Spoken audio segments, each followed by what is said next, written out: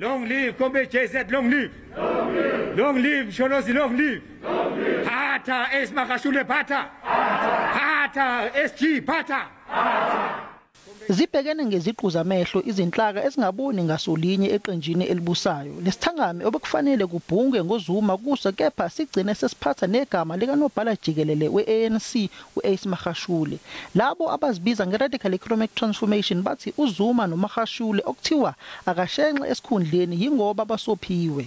uKhalni House uthi angeke beze bavume ukuthi labaholi bobabili bakhishwe eqenjini noma baboshwe. Zuma is us. And we are Zuma. Zuma is us. We are Zuma. We also say, Ace is us. We are Ace. Ace is us. We are Ace.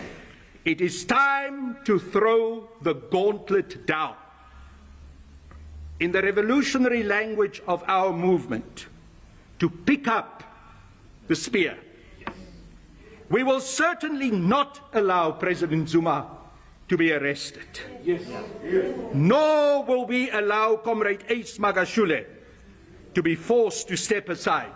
House uthi uhlalo wekhomishana ephenya izinsolo zokugwamandwa kwamandla ombuso uJustice Raymond Zondo akakwazi nokufihla ukuthi uzungeza uZuma.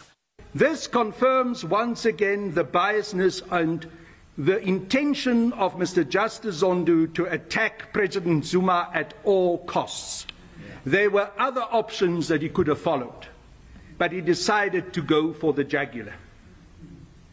Now we see him naked, like the naked Caesar of those fables, standing in front of us, exposed by his own actions. Umgomo kahulumeni uthi akumele amaqembu ezombusazo abambe imbuthano kodwa laba banxenxa abantu ukuthi baseke uZuma uma ngabe esevela enkantolo ngesonto elizayo kwesekwe noMagashule eBloemfontein ngolesihlanu. Ngingosamkele Maseko wezindaba zeSABC eGoli.